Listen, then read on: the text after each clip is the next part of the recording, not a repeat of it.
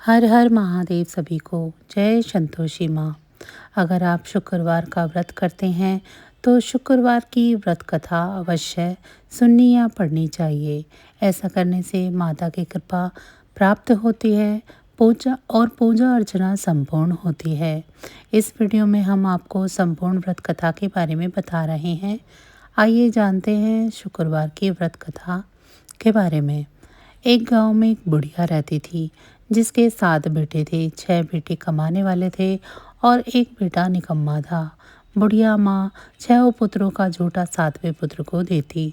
7वां पुत्र एक दिन अपनी पत्नी से बोला, देखो मेरी माता का मुझ पर कितना प्रेम है।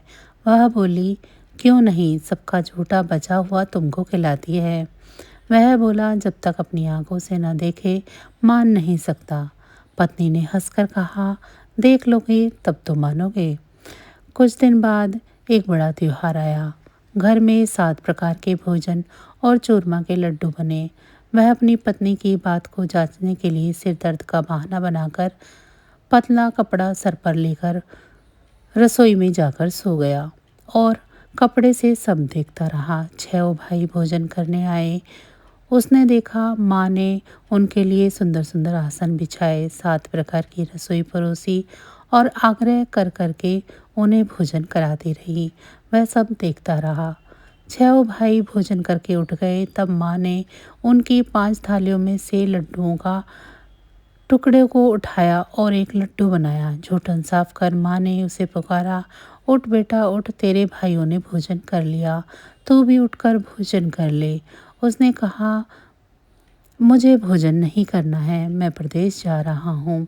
माता ने कहा, कल जाना हो तो आज ही जा। वह बोला, हाँ हाँ जा रहा हूँ। यह कहकर वह घर से निकल गया। चलते समय उसे पत्नी की याद आई। वह गौशाला में कंडे थाप रही थी। वहाँ जाकर वह बोला, मेरे पास तो कुछ नहीं है, यह अंगूठी है, सो ले लो और अपनी कोई निशानी मुझे दे दो। वह बोली, मेरे पास क्या है, यह गोबर भरा हाथ है। यह कहकर पत्नी ने उसकी पीठ पर गोबर के हाथ की थाप मार दी। वह चला गया। चलते चलते दूर देश में पहुंचा। वहां एक साहूकार की दुकान थी। वहां जाकर बोला, सेठ जी मुझे नौकरी पर रख लो। साहूकार को नौकर की सख्त ज़रूरत थी। साहूकार ने कहा, काम देखकर तनख्वाह मिलेगी। उसने कहा, सेठ जी आप जैसा ठीक समझो। उसे साहूकार के यहाँ नौकरी मिल गई। वह वहाँ दिन रात काम करने लगा। कुछ दिन में दुकान का लेन देन, हिसाब किताब, ग्राहकों को माल बेचना, सारा काम करने लगा। साहूकार के 7-8 नौकर थे। वे सब चक्कर खाने लगे, लेकिन उसने अपनी लगन, परिश्रम और ईमानदारी से सभी को पीछे छोड़ दिया। उसे अपने किए का फल मिला। सेठ ने भी उसका काम देखा और 3 महीने में ही उसे मुनाफे में साझेदार बना लिया। परिश्रम करते करते 12 वर्ष में ही वह एक नगर का नामी सेठ बन गया और सेठ अपना सारा कारोबार उस पर छोड़कर बाहर चला गया। इधर उसकी पत्नी पर क्या बीती वह सुने। सास ससुर उसे दुख देने लगी। गृहस्थी का काम करवाकर उसे लकड़ी लेने जंगल में भेजते। इस बीच घर की रोटियों के आटे से जो भूसी निकलती, उसकी रोटी बनाकर रख दी जाती और फूटे नारियल की नरेली में पानी दिया जाता। इस तरह दिन बीतते रहे। एक दिन जब वह जंगल में लकड़ी लेने जा रही थी, तब उसे रास्ते में बहुत सी स्त्रियां संतोषी माँ का व्रत करती दिखाई दी। यह वहाँ खड़ी होकर पूछने लगी, बहनों तुम ये किस देवता का व्रत कर रही हो और इसके करने से क्या फल होता है? इस व्रत के करने की क्या विधि है? यदि तुम अपने इस व्रत का विधान मुझे समझाकर कहोगी तो मैं तुम्हारा बड़ा एहसान मानूंगी। उनमें से एक स्त्री बोली, सुनो, यह संतोषी माँ का व्रत है। इसके करने से निर्धनता, दरिद्रता का नाश होता है, लक्ष्मी आती है, मन की चिंताएं दूर होती हैं, मन को प्रसन्नता और शांति मिलती है, निपुति को पुत्र मिलता है, प्रीतम बाहर गया हो तो वह शीघ्र लौट आता है, कुंवारी कन्याओं को मन पसंद वर मिलता है, चलता मुकदमा खत्म हो जाता है, कलह कलेश की निवृत्ति हो, मुख शांति रहती है। घर में धन जमा न हो तो जायदाद का लाभ भी होता है तथा और भी मन में जो कुछ भी कामना हो सब संतोषी माँ की कृपा से पूरे हो जाते हैं, इसमें कोई संदेह नहीं है। वह पूछने लगी, यह व्रत कैसे किया जाता है, यह भी बताओ तो बड़ी कृपा होगी।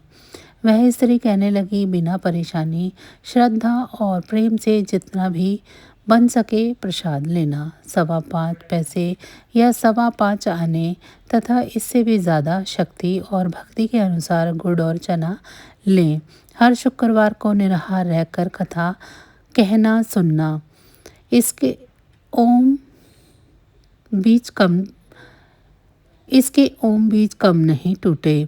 लगातार नियम पालन से करना होगा। सुनने वाला कोई न मिले तो घर का दीपक जलाकर उसके आगे जल के पात्र को रख कथा कहना, परंतु नियम न टूटे। जब तक कार्य सिद्ध न हो नियम पालन करना और कार्य सिद्ध हो जाने पर व्रत का उद्यापन करना। 3 मास में माता पूरा फल प्रदान करती है। यदि किसी के ग्रह खोटे हैं तो भी माता 1 वर्ष में अवश्य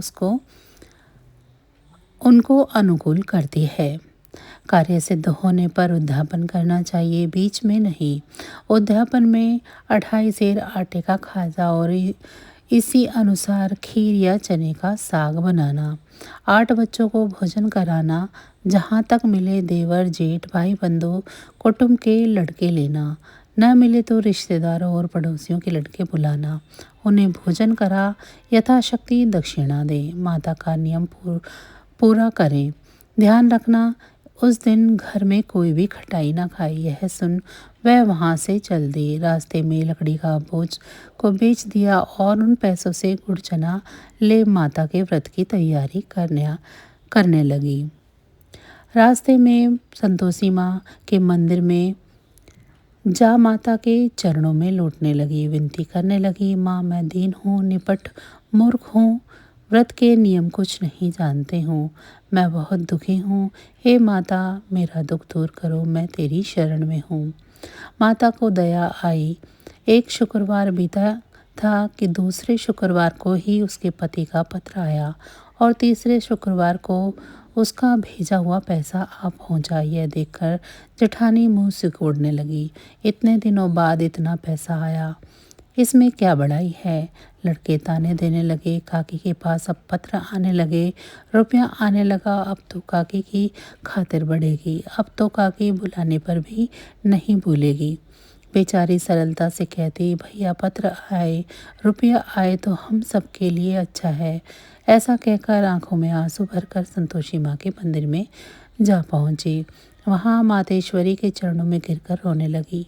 माँ मैंने तुमसे पैसा नहीं मांगा, मुझे पैसे की क्या काम, मुझे तो अपना सुहाग से काम है, मैं तो अपने स्वामी के दर्शन और सेवा मांगती हूँ। तब माता ने प्रसन्न होकर कहा, जा बेटी तेरा स्वामी जल्द ही आएगा। यह सुन खुशी से बावली हो वह घर आकर काम करने लगी। संतोषी माँ विचार करने लगी, इस भोली पुत्री से मैंने कह तो दिया है कि तेरा पति शीघ्र आएगा, पर आएगा कहाँ से, वह तो इसे स्वप्न में भी याद नहीं करता। उसे इसकी याद दिलाने के लिए मुझे ही जाना पड़ेगा। संतोषी माता ने उस बुढ़िया के बेटे को स्वप्न में समझाया, पुत्र तेरी घरवाली कष्ट उठा रही है। वह बोला, हाँ माता मुझे मालूम है, परंतु क्या करूं, वहाँ कैसे जाऊं, प्रदेश की बात है, लेन देन का सारा हिसाब किताब है, कोई जाने का रास्ता नज़र नहीं आता, आप ही कोई राह दिखाएं कि वहाँ कैसे जाऊं। माँ कहने लगी, सवेरे नहा धोकर संतोषी माँ का नाम ले, घी का दीपक जला दंडवत कर और दुकान पर जा बैठना। देखते ही देखते तेरा लेन देन सब चुक जाएगा, जमा माल सब बिक जाएगा, सांझ होते होते धन का ढेर लग जाएगा। वह अगले दिन सुबह जल्दी उठा। उसने अपने मित्र बंधुओं परिचितों से स्वप्न में माता द्वारा कही गई बात कह सुनाई। वे सब उसकी बात सुनकर उसकी खिल्ली उड़ाने लगी। वे कहने लगे कि कहीं अब कभी सपने की कोई बात भी सच्ची होती है। एक बूढ़ा व्यक्ति बहुत समझदार था।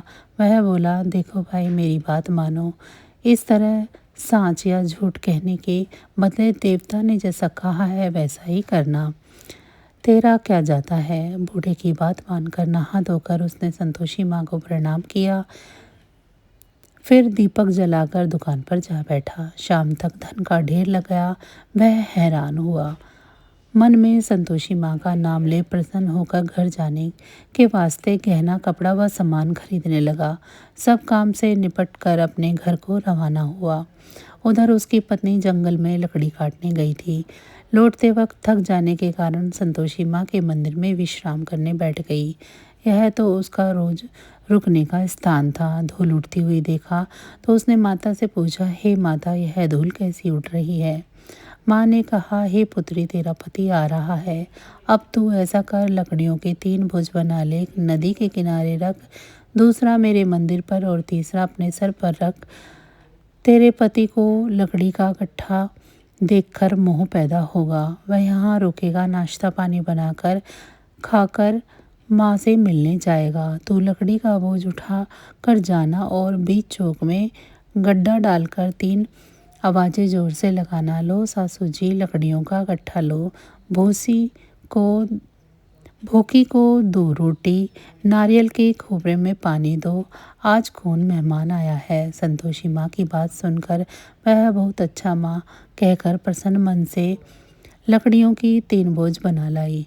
एक नदी के तट पर, दूसरा माता के मंदिर पर रख। इतने में ही मुसाफिर वहां पहुंचा। सूखी लकड़ी देखकर उसकी इच्छा हुई कि अब यहीं विश्राम कर ले और भोजन बनाकर खा पीकर गांव चले। इस प्रकार भोजन कर विश्राम कर वह अपने गांव में आ गया। उसी समय बहू सिर पर लकड़ी का गट्ठा लिए आई। उसने गट्ठे को आंगन में डाला, जोर से 3 आवाज़ दी। लो सासू जी, लकड़ी का गट्ठा लो, भूसे की रोटी दो, नारियल के खोपर में पानी दो। आज कौन मेहमान आया है। यह सुनकर सास ने अपने दिए हुए कष्टों को भुलाने के लिए कहा, बहू तू ऐसा क्यों कहती है, तेरा मालिक ही आया है। बैठ, मीठा भात खाकर कपड़े गहने पहन। पत्नी की आवाज़ सुनकर उसका स्वामी बाहर आया और उसके हाथ में पहनी अंगूठी देखकर व्याकुल हो गया। उसने माँ से पूछा, माँ ये कौन है। माँ बोली, बेटा तेरी ही पत्नी है। आज 12 वर्ष हो गए हैं जब से तू गया है। तब से सारे गांव में जानवर की तरह भटकती फिरती है, कामकाज कुछ नहीं करती, 4 समय आकर खा जाती है। अब मुझे देखकर भूसे की रोटी और नारियल के खोपरे में पानी मांगती है। वह बोला, माँ मैंने इसे भी देखा है और तुम्हें भी। मुझे दूसरे घर की चाबी दो, मैं वहाँ रहूँगा। ठीक है बेटा, जैसी तेरी मर्जी, कहकर माँ ने चाबी का गुच्छा बेटे के सामने रख दिया। उसने दूसरे घर को खोलकर सारा सामान जमाया। एक ही दिन में वह राजा के महल जैसा ठाट बाट बन गया। अब क्या था, वह सुख भोगने लगी। अगला शुक्रवार उसने पति से कहा, मुझे संतोषी मात का उद्यापन करना है। पति बोला, बहुत अच्छा, खुशी से कर लो। वह उद्यापन की तैयारी करने लगी। जेठ के लड़कों को भोजन के लिए कहने गई। उन्होंने मंजूर किया, परंतु पीछे से जेठानी ने अपने बच्चों को सिखाया, देख रहे भोजन के समय सब खटाई मांगना, जिससे उसका उद्यापन पूरा न हो सके। लड़के भोजन करने आए, खीर पेट भर खाई, परंतु बाद में आते समय ही कहने लगे, हमें कुछ खटाई खाने को दो, खीर खाना हमें नहीं भाता, देखकर अरुचि होती है। लड़के उठ खड़े हुए, बोले, पैसे लाओ। भोली बहू कुछ न जानती थी, उसने उन्हें पैसे दे दिए। लड़कों ने बाजार जाकर उन पैसों से इमली खरीदी और खाई। यह देखकर बहू पर माता जी का कोप हुआ। राजा के दूत उसके पति को पकड़कर ले गए। अब सब मालूम हो जाएगा जब जेल की रोटी खाएगा। बहू से यह वचन सहन नहीं हुए। वह संतोषी माता के मंदिर में गई और कहने लगी, माता तुमने यह क्या किया, हंसकर क्यों रुलाने लगी। माता बोली, पुत्री तूने मेरा व्रत भंग किया है, इतनी जल्दी सब बातें भुला दी। वह बोली, माता भूली तो नहीं हूँ, ना कुछ अपराध किया है, मुझे तो लड़कों ने भूल में डाल दिया, मुझे क्षमा करो माँ। बोली, ऐसी भूल भी कहीं होती है। यह वह बोली, अब कोई भूल नहीं होगी। अब बताओ मेरे पति कैसे आएंगे? माँ बोली, पुत्री जा, तेरे पति तुझे रास्ते में ही आता मिलेगा। वह मंदिर से निकलकर बाहर गई तो रास्ते में उसे अपना पति आता हुआ दिखाई दिया। उसने पूछा, कहाँ गए थे? वह बोला, इतना धन जो कमाया है उसका कर राजा ने मांगा था, वह भरने गया था। वह प्रसन्न होकर बोली, भला हुआ, अब घर चलो। फिर अगला शुक्रवार आया। वह बोली, मुझे माता का उद्यापन करना है। पति ने कहा, ठीक है करो। फिर जेठ के लड़कों को भोजन के लिए कहने गई। जेठानी ने लड़कों को सिखाया कि तुम पहले ही खटाई मांगना। लड़के भोजन करने बैठे, लेकिन भोजन करने से पहले ही कहने लगे, हमें खीर पूरी नहीं भाती, जी बिगड़ता है, कुछ खटाई खाने को दो। वह बोली, खटाई खाने को नहीं मिलेगी, खाना हो तो खाओ। उनके उठकर चले जाने पर उसने ब्राह्मणों के लड़कों को बुलाकर भोजन करवाया। दक्षिणा की जगह उन्हें एक एक फल दिया।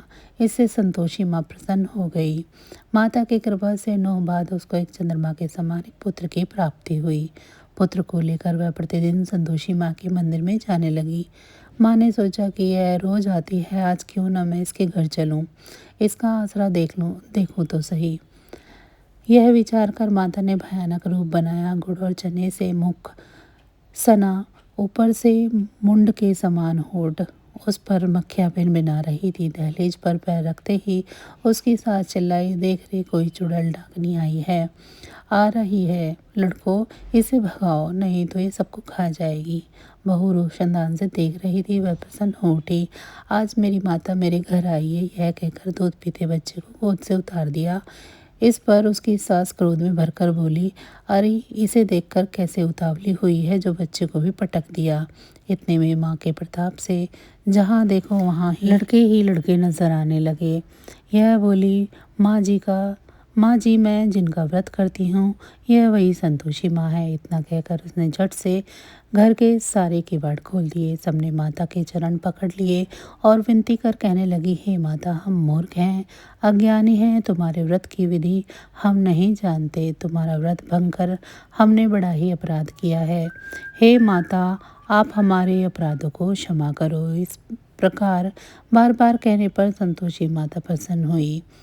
इसके बाद उसकी सास कहने लगी, हे संतोषी माता, आपने बहू को जैसा फल दिया है वैसा सबको देना। जो यह कथा सुने या पढ़े उसके सभी मनोरथ पूर्ण करना। तो बस आज की जानकारी इतनी ही थी। फिर मिलेंगे हम आपको ऐसी ही किसी अन्य जानकारी के साथ अगली वीडियो में। अगर आपको मेरी ये जानकारी अच्छी लगी है तो वीडियो को लाइक करें। चैनल को अभी तक सब्सक्राइब नहीं किया है तो ऐसी ही जानकारियों के लिए चैनल को सब्सक्राइब कर लें।